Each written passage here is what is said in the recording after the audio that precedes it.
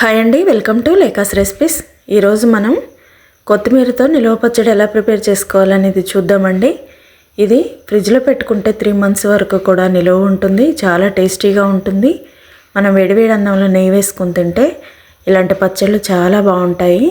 ఒకసారి ట్రై చేయండి. ముందుగా దీనికోసం నేను దేశవాళీ కొత్తిమీర తీసుకున్నానండి. ఇలా చిన్నగా ఉంటుందన్నమాట. ఆకులు కూడా చాలా చిన్నగా ఉంటాయి, మంచిగా ఫ్రెష్గా ఉంటాయి అన్నమాట. ఇవి నేను 3 కట్టలు తీసుకున్నానండి. మన చేతి నిండుగా ఉండే కట్టలు 3 పిరికిడికి కరెక్ట్గా ఉంటాయి.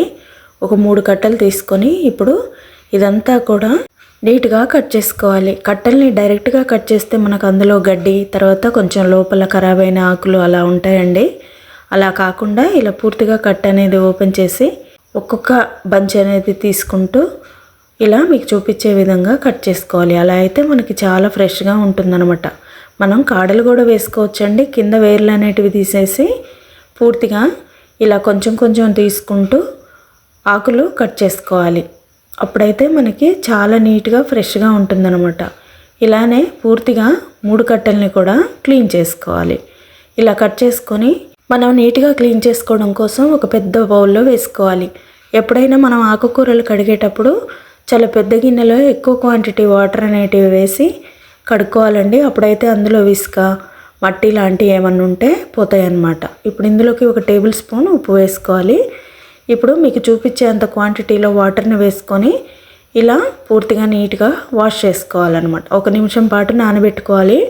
పెట్టుకున్న తర్వాత ఇప్పుడు ఒక 2-3 సార్లు ఫ్రెష్ వాటర్తో కడిగిన తర్వాత ఇప్పుడు ఒక జల్లి గిన్నెలో ఒక 5 నిమిషాల పాటు జాలికేసుకొని వాటర్ని డ్రైన్ అయిపోయిన తర్వాత ఒక క్లాత్ మీద ఇలా నీట్గా ఆరబెట్టుకోవాలి. ఫ్యాన్ కింద ఆరబెట్టుకోవాలండి. ఇందులో వాటర్ అనేటివి అస్సలే ఉండకుండా ఒక 3 hours to 3 hours పాటు పూర్తిగా ఆరబెట్టుకోవాలి. అలా అయిన తర్వాత చూసారా, ఇలా వడలిపోయినట్టుగా అయిపోతుంది. కొంచెం సేపు ఫ్యాన్ కింద పెడతాం కదండి. ఇప్పుడు ఇలా వడలిపోయిన ఆకుల్ని సన్నగా కట్ చేసుకోవాలి. కట్ చేసుకొని పక్కకు పెట్టుకొని ఇప్పుడు చేతి నిండుగా ఒక పిరికిడు, అంటే పులుపుని బట్టి తీసుకోవాలండి. కొంచెం పులుపు ఎక్కువగా ఉంటే కొంచెం తక్కువ తీసుకున్నా పర్వాలేదు. కొంచెం తీయగా ఉంటే మాత్రం కొంచెం చింతపండు ఎక్కువగా పడుతుంది. ఇప్పుడు ఇంత క్వాంటిటీలో చింతపండుని తీసుకొని పీచు గింజలు లేకుండా నీట్గా తీసేసుకున్న తర్వాత ఫిల్టర్ వాటర్తో ఒక్కసారి వాష్ చేసుకొని తర్వాత నీళ్ళని వేడి చేసుకుని వేడి నీళ్ళని ఆ గిన్నెలో వేసేసుకొని చింతపండుని నానబెట్టుకోవాలి. ఎప్పుడైనా వేడి వాటర్నే వేసుకోవాలండి, లేకపోతే పచ్చడి అనేది ఖరాబ్ అవుతుంది.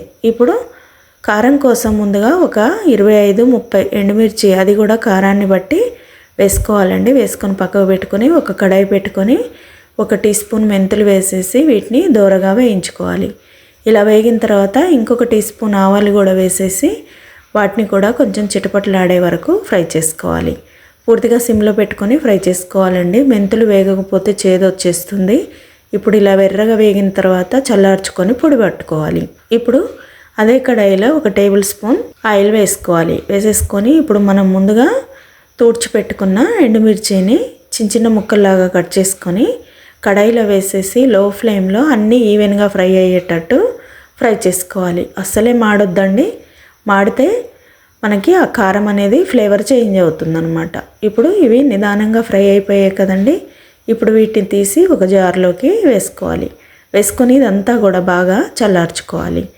ఇప్పుడు అదే కడాయిలో ఇంకొక టేబుల్ స్పూన్ ఆయిల్ వేసేసి మనం ఆల్రెడీ కట్ చేసి పెట్టుకున్న కొత్తిమీరను కూడా అందులో వేసుకోవాలి. వేసుకొని దీన్ని కూడా లో ఫ్లేమ్లో ఒక 5 minutes సిమ్లోనే వేయించుకోవాలి. ఎందుకంటే ఇది త్వరగా వేగిపోతుంది కదండి. మరి పూర్తిగా పచ్చిగా ఉండేలాగా వేయించకుండా కొంచెం నూనె తేలే వరకు ఫ్రై చేసుకోవాలి. క్రిస్పీగా అవ్వాల్సిన అవసరం లేదండి, మీరు చూసే విధంగా ఫ్రై అయితే సరిపోతుంది. ఇప్పుడు ఇలా ఫ్రై చేసుకున్న కొత్తిమీరని కొంచెం సేపు చల్లార్చుకోవాలి. చల్లార్చుకున్న తర్వాత ఇప్పుడు పోపు కోసం ఒక 4 టేబుల్ స్పూన్ల నూనెను వేసుకోవాలి. వేసేసుకొని ఇప్పుడు ఇందులోకి 1/2 టీ స్పూన్ ఆవాలు, 1/2 టీ స్పూన్ జీలకర్ర వేసేసుకున్న తర్వాత 1 టీ స్పూన్ పచ్చెనపప్పును వేసుకోవాలి. పప్పులు ఇష్టం ఉంటేనే వేసుకోవాలండి.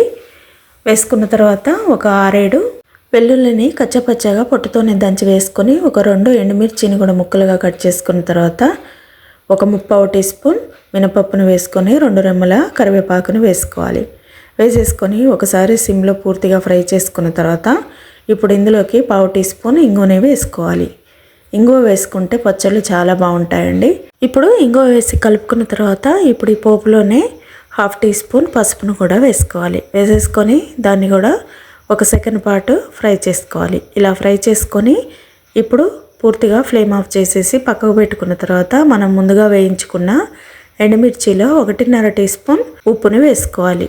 ఉప్పు కొంచెం ఎక్కువగానే పడుతుందండి కారంలో. వేసేసుకొని ఇప్పుడు ఇదంతా కూడా మెత్తగా గ్రైండ్ చేసుకోవాలి. ఇలా మీరు చూసే విధంగా గ్రైండ్ చేసుకున్న తర్వాత కొత్తిమీర ఉంటుంది కదండి వేయించుకున్నది, అది కూడా గ్రైండర్లో వేసేసి అందులోనే మనం ముందుగా నానబెట్టుకున్న వేడి నీళ్ళల్లో నానబెట్టుకున్న చింతపండును కూడా వేసుకొని మళ్ళీ మెత్తగా గ్రైండ్ చేసుకోవాలి. కొంచెం గట్టిగా ఉంటుంది కాబట్టి మనం హాట్ వాటర్తో నానబెట్టుకున్నాం కదా, ఆ వాటర్ని కొంచెం యాడ్ చేసుకొని ఇలా మెత్తగా గ్రైండ్ చేసుకోవాలి. గ్రైండ్ చేసుకున్న దాన్ని మనం ముందుగా వేసుకున్న పోపు ఉంది కదండి, ఆ పోపులో ఈ పచ్చడి అంతా కూడా వేసేసుకొని ఇందులోనే మనం ఆల్రెడీ పొడి చేసి పెట్టుకున్న మెంతులు ఆవాల పొడిని కూడా అందులో వేసేసి కలుపుకున్న తర్వాత ఒకసారి రుచి చెక్ చేసుకొని సాల్ట్ ఇంకొక 1 టీ స్పూన్ వేసుకొని పచ్చడి అంతా కూడా బాగా కలుపుకోవాలి. Flame off చేసేయాలండి.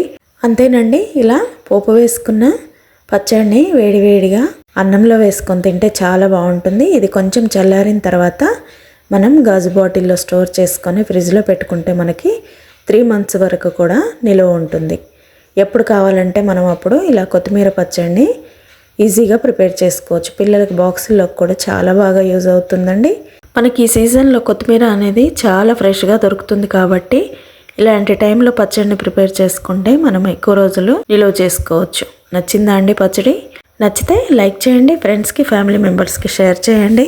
అలాగే లేకాస్ రెసిపీ ఛానల్ని తప్పకుండా సబ్స్క్రైబ్ చేసుకోండి. Thank you.